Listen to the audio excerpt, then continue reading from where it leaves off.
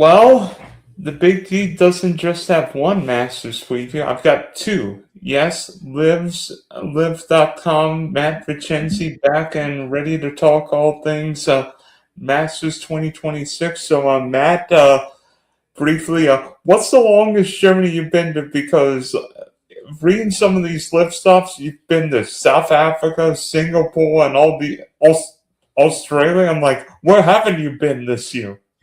Been to multiple continents, almost all of them. The longest journey, I would say, it's almost a cumulative journey because I went from Boston to Hong Kong, Hong Kong to Singapore, Singapore to South Africa, South Africa back home. Multiple layovers, multiple stops. Traveled 24,000 miles, which is the circumference of the Earth one time around. But finally made it back home, ready for the Masters. Yeah, you're going to be second to Aldrin two of the space shuttle flying near the moon today, right? I might have him beat, I think. Artemis 2, right? Yeah. But I mean, overall, it was a awesome experience seeing all those countries and going to those tournaments, and all the fans in South Africa, 100,000 plus was a really great event. So it was really cool, special experience to get to cover those tournaments. When it comes to Augusta, what is one word that you use for the Masters? Oh, great question. One word I would say nostalgia. I mean, every time you watch it, you get those familiar feelings of the first time you watched it and the special Masters that you remember, growing up and seeing Tiger Woods win there and Phil Mickelson win there and all those golf memories that kind of made me fall in love with the game. A lot of those point back to Augusta National. Yeah, I mean, Pebble brings out the beauty, Oakmont brings out the difficulty, St. Andrews brings the history, but Augusta brings the tradition, whether it be that everybody goes off one or that, the champions dinner or how the golf course, even though golf courses are longer, the golf course is really very similar to how it played umpteen years ago. Yeah, I mean, truly, it's almost like it's preserved kind of in a state, and that's what the greatest thing about it. I mean, I also love that you say tradition, no phones in there, not, every time you see a video from the Masters, you don't see hundreds of people behind the guy filming them with their phone. People are just enjoying. They obviously have to, but taking it in, it's just something special about it. And also, I like the recent changes they made over the last few years. I think that's helped, preserve what Augusta is while also helping adapt slightly to kind of the modern game. So everything they do is usually just right. They always make the right decisions. Yeah, not just the 11th hole, but 13, 15. Make them true harder decisions because now there's more risk, maybe more reward for going for it. Oh yeah, I mean, you think about Rory's shot kind of into there, how amazing that was. Yeah, risk reward is exactly what you want from a par five, and especially on a finishing stretch like Augusta, and you create opportunities where leaders can blow the lead with a bad swing, or chasers, anyone? Yeah, or chasers can make an eagle, and all of a sudden the tournament changes. So risk reward is the best possible scenario down the stretch. What hole do you think will be the most important to determine a Masters winner this week? I'm gonna say 13. I mean, because it's just still so gettable, and they're obviously, you can make big numbers though too. I mean, if you miss in the wrong spot and it trickles down under Rays Creek, we've seen guys fall apart there. But it's also the most eagleable hole in my opinion. So I think that's where the biggest swings go. Then you see if people can kind of hold on tight for the final stretch. How about you? I'm thinking you're in the right area of the course, but I think you go back one because I don't know what it is, but that 12th hole is musical chairs. It could come up roses, and I don't mean Justin Rose, or it could come up snake eyes, Jordan Spieth. We remember literally everybody going in the water when Tiger won in 2019. The 12th hole, it's a 150-yard par 3. Guys hitting 9 irons or wedges. And literally they could not. And literally everybody holds their breath on that tee shot. I don't know what it is with these short par 3s, whether it be the 17th at Sawgrass, the poster stamp at Troon, right? Yeah, that's right. They really do create a lot of drama. And I think Bryson said in a press conference last month, I thought was really, really insightful. He goes, why do they have to be 100 yards or 150 the short ones? Why can't you make a couple of them like a 40-yard par three and make people hit like a little chip shot or add some difficulty in there? I think that's kind of a good idea. Well, I don't know what open. I think it might have been the Open at the Country Club, which used like 100-yard par three. Yeah, and I think a couple days it played like 92 or something like that. And it ended up being a real difference maker. Yeah, but I mean, like Bryson said, why don't you make it 45 yards with a big slope or something to mix it up a little bit? It wouldn't be the worst idea. And then you can utilize the rest of the course to make the other holes, the par fours and par fives, longer. Well, then Bryson might go driver gap wedge on a 600-yard par five. Yeah, I hope he does that this week. I mean, that makes sense. So, I mean, we've already mentioned Bryson. I mean, he's won 2 LIV events this year, back-to-back LIV winners. So, he's got a couple U.S. Opens. I mean, what is Bryson going to have to do in getting the green jacket this week? Because he's been in contention the last 2 years, final pairing with Roy last year. What's going to take for Bryson to get the monkey off his back and win a non-U.S. Open major? I think he has a really, really strong chance. What's going to take? I mean, what I think has happened over the last 2 years when he's gotten better is the long game's always been good, but it took him a long time to figure out the short game, the chipping around these tight lies, the fast greens, the putting. So he lost strokes. There's only been strokes gain data since the last 5 years. First 4 times those measured events, he's lost strokes around the green. Last year, he led the field around the green. So to me, that's the biggest difference. He's learning how to play around these greens, learning how to putt. He likes putting on fast greens. So I think that part is going to be there. To me now, what to separate or what's going to cause him to actually get it done would be dialing in those wedges. When he has 120 yards in, he needs to put that within 10 feet.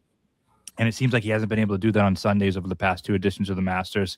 So that's always been some with him. The spin control has always been an issue, especially with the slopey greens and the hard, firm greens. So that's what he's going to have to figure out if he wants to win. And also, I don't know what it is, but I don't think Bryce is necessarily the favorite among the Augusta gallery.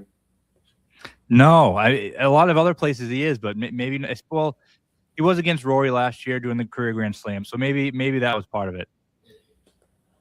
I mean, maybe people at the U.S. Open, all these majors don't give a what, but Augusta, they probably want to see history.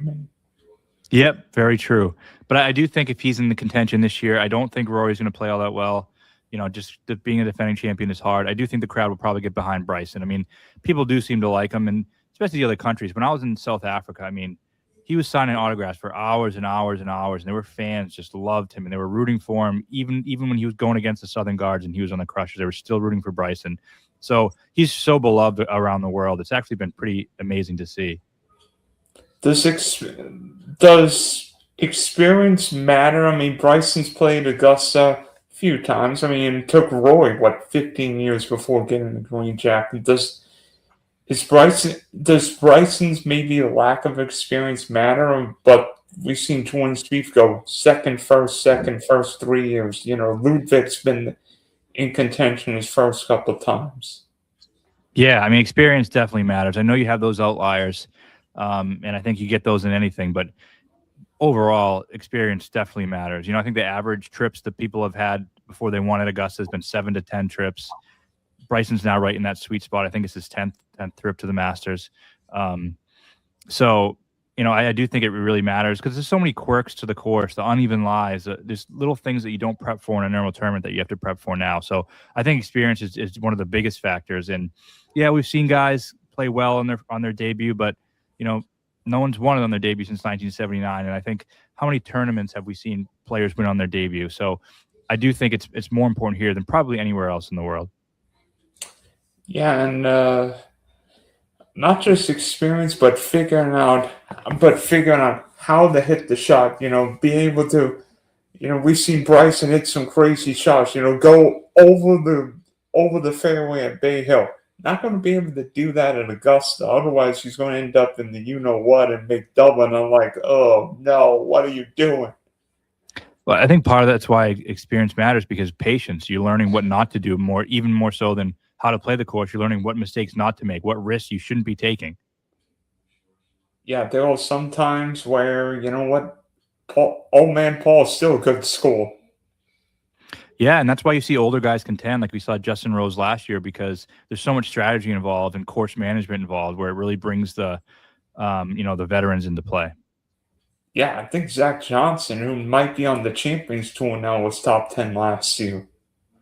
Yeah, exactly. You can show up and get it done. We see guys like, I don't know, we've seen Fred Couples or Mike Weir make the cut on these weird kind of interesting years. So it's kind of a unique week in so many ways. Bernhard Langer. I think Bernhard Langer missed the cut by one in his last appearance, right? Yeah, that's right. I think I had him top senior, and I thought he was going to win, but he backtracked while I think Mike Weir stormed and made the cut by one, and I lost. Top senior is the funnest market to bet. And now we got Zach Johnson this year, so might be something to worthwhile. What about John Rahm? He won the Masters 2023. He's won once this year, right? On LIV. Once. Been close a couple times. For whatever reason, Rahm's not been the same since winning Masters in 2023. Maybe the prep's wrong, but is this the year Rahm can replicate Seppi and get Masters number 2? Yes, he's my pick to win. He's my one and done. I'm all in on Rahm this week for multiple reasons. I think he perfectly fits, because you want a player who's won this year, but not necessarily the previous start, whereas Bryson's won 2 starts in a row leading into it. Rahm has won earlier in the year. But we saw how many guys have we seen win earlier that season, then go on to win the Masters, like Scotty, Rory, DJ, Willett. All these guys have done that. I do think a win early in the season is very helpful in winning the Masters. Also, statistically, on LIV this year, he's first in approach. He's third off the tee. So he has both those important aspects working for him. You mentioned Stevie, who won his second green jacket 3 years after his first. Rahm could do the same thing 3 years after his first. And if you look at how certain golfers fit Augusta, Rahm's got everything you want. He's got power, short game. He can fast greens don't get him. Done well at the Memorial, done well at U.S. Open at Torrey Pines. So fast greens, I think Rahm. The problem is, and we've seen it, he'll have one of those boards. Yeah, even this year on LIV, my one concern. There's been a couple times where he's been kind of chasing Bryson and pulls one left. Maybe one big bad miss that really hurts him on the scorecard. Then you go to South Africa. Bryson beats him in a playoff. Bryson hits an incredible 3-wood from 300 yards to have 20 feet for eagle. Rahm is in a better lie in the fairway, 10 yards ahead of him, and can't reach the green. Comes up short in the bunker, doesn't get up and down for birdie. So there are definitely some chinks in the armor where you question maybe Rahm's closing ability over the past 2 years, but overall his game, I think, is in a better state than it's been in each of the last 3 seasons since he's won. I think the prep, even though Rahm and Bryson haven't played in a couple of weeks, the prep, Rahm and Bryson now understand how to maneuver their season and peak at these majors. Yeah, and I think, we talk about experience in playing Augusta, but also experience in playing LIV each year, then realizing how they need to gear themselves up. Rahm started on LIV 2 years after Bryson. So Bryson, you saw start to work his way up towards getting himself to peak at the majors. Rahm hadn't had as much experience with that. The first 2 years on LIV, maybe he's gotten used to being able to do that, and then this year he's kind of perfected it. And, you might have a viewpoint, but what would be the best storyline for golf this weekend? Not the LIV, not PGA, but what would be the best storyline for golf this week at Augusta? For golf. There's so many good ones. I mean, I would love to see Adam Scott go and win. I think that would be a really good storyline, and I think it's possible. He's playing really, really well. His approach numbers are great. So I'm really high on his chances this week, and I think that would be an amazing story. Another guy who I think can win, I don't know if I'm changing this question to what I think can happen, but I think Brooks Koepka can win, and I think that'd be a great story for golf. He comes back to the PGA Tour. The big name comes back. He's been playing okay. Then all of a sudden, he's that big game hunter and goes and wins a major. And no one's talking about him right now, and I think that's when he's most dangerous. Yeah, and a dangerous Brooks Koepka, especially one when literally nobody is on him. Let me think. Brooks Koepka 37-1. One on DK right now. Yeah, not bad. Probably drift a bit. Although, what's with some of these numbers being like 37 or 42? Why couldn't it be 40 or 50? But that's not any. Yeah. I think this year DK's done that for whatever reason. I don't know, but that's hit or near everything. I got one for you. What about Justin Rose finally getting over the playoff jinx and winning that green jacket? It would certainly be a great story. I don't think it's likely. I mean, when you see guys get their heart ripped out in the playoff, how many times do they come back the next year and win? It's not even just the Masters, any tournament ever. It seems very unlikely. And I think, to me, it's just hard to envision, okay, he didn't get it done last year. Now he's going to come back the next year and do it. It just feels almost too, I don't know how to say it, derived, like too perfect. I mean, Justin Rose has been there literally more times than anyone. It's either Rose or Greg Norman in terms of like close finishes without a green jacket, right? Yeah, and if he does, maybe I think a year goes in between, but that was his chance last year. I mean, it really was. And if you kind of revisionist history, people say Rory finally gets it done, and I mean, he really tried not to. I mean, Roy had some great shots, and then he had some shots like, oh, wow. I mean, the shot when he hit it well short in the water, I mean, you could make an argument that was the worst major championship shot in history. Or even the shots at 18, and I'm thinking, oh no, this is going to be Pinehurst 2.0. Yeah, and I mean, well, what's good for golf? I mean, all of this would be good for LIV. I mean, to see Rory put the green jacket on Bryson, that would be pretty fun. Oh, I've got a better one. Roy give Patrick Reed the green jacket.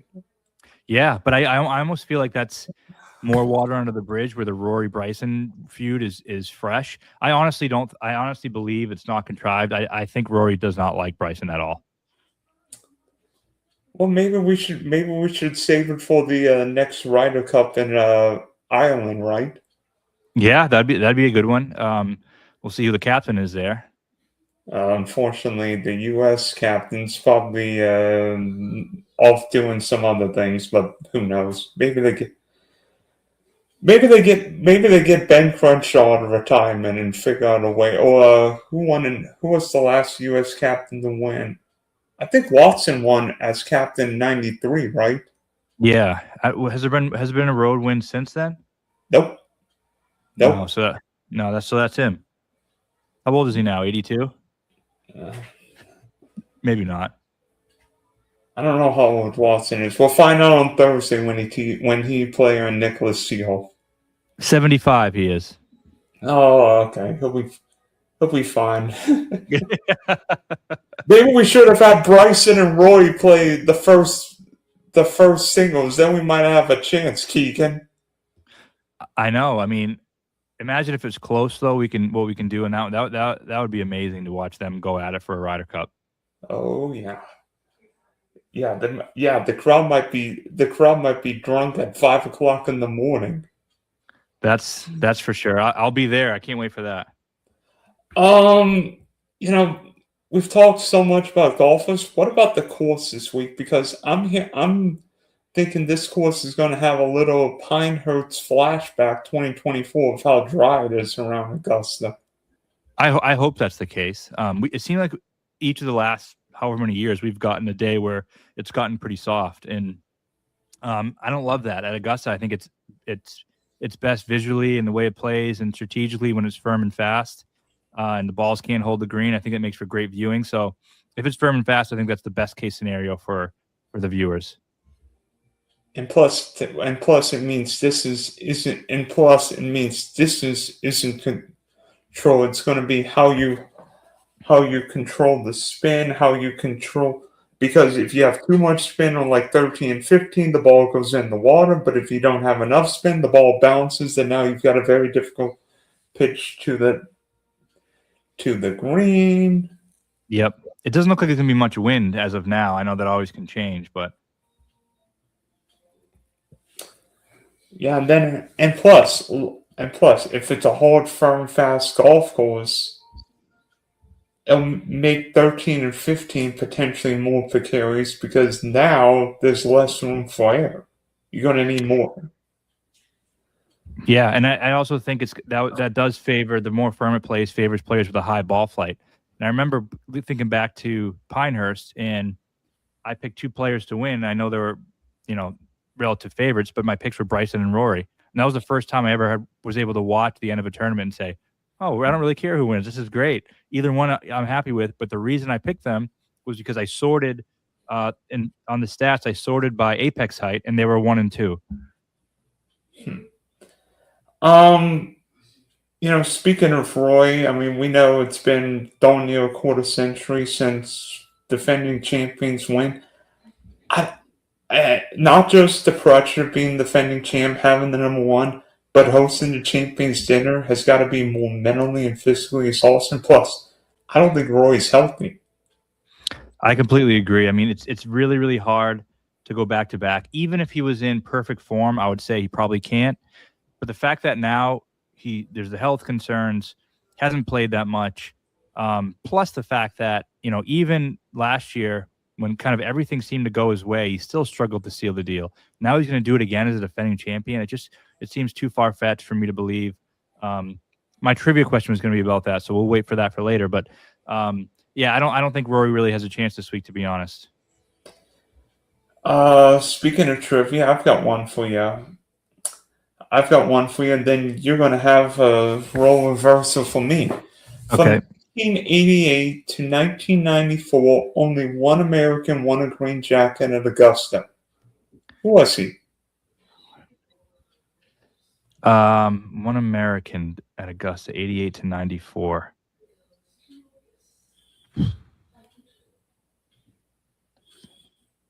Was it Tom Watson? No. 88 to 94. I gotta freshen up on my history. It's a little before I was following closely. Who was it? I'll give you a hint. It was his only major win. Only major win.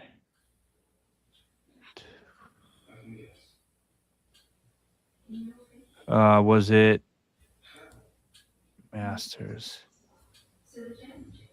I'm drawing a blank. Fred Couples, 92. Oh, that's a tough one. Very tough one.